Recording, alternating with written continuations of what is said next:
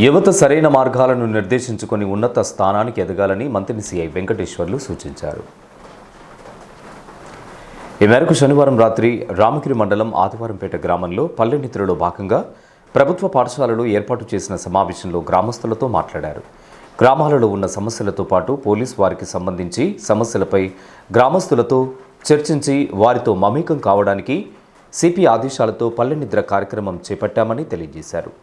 యువతకు సరైన మార్గదర్శకాలను సూచించడం ద్వారా వారి భవిష్యత్తును ఉన్నత స్థానానికి చేర్చాలనేదే పోలీసుల లక్ష్యమని అన్నారు. పగటిపూట గ్రామాలలో సమావేశాలు ఏర్పాటు చేయడం వలన గ్రామస్తుల సమయం వృధా చేయడం అవుతుందని, తాము కూడా మధ్యాహ్నం విధి నిర్వహణలో బిజీగా ఉండడం మూలాన రాత్రి సమయాలలో ప్రజలను కలిసి వారితో మాట్లాడడం పరిచయాలు ఏర్పడతాయని అన్నారు. ప్రధానంగా ఇప్పుడు మన మండలాల్లో మన ఏరియా మంత్రి ఏరియా మన మండలాల గురించి ప్రధానంగా మీ గమనించే విషయాలు మీకు చెప్తాం.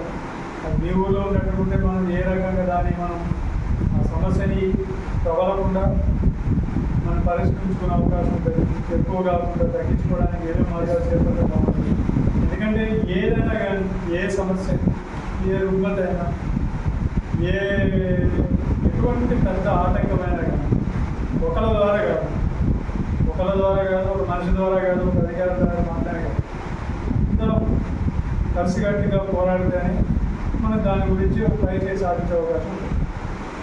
మనం చాలా మహమ్మారులు చూసాం. ఒకప్పుడు కరోనా అని చెప్పేసి కరోనా చూసుకున్నాం.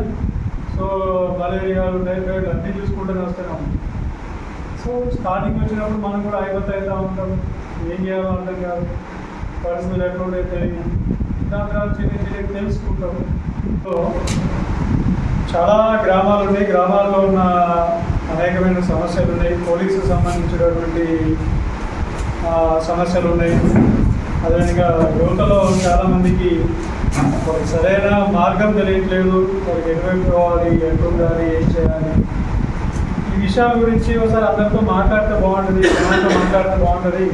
ఇక డే టైంలో అంటే వాళ్ళు బిజీగా ఉంటున్నారు, మనం బిజీగా ఉంటున్నాం. ఏదో పనులలో బందోబస్తులని, కేసులని, కంప్లైంట్లని, ఆదాయం ఇదని బాగా ఇబ్బంది అవుతుంది. వాళ్ళకు కూడా వర్కులు ఉండడం, ఆ పని అని ఈ పని అని ఏదో వాళ్ళకి సంబంధించిన వర్కులు చేసుకొని వాళ్ళ పని కదా చేసుకోవడం కూడా కష్టం.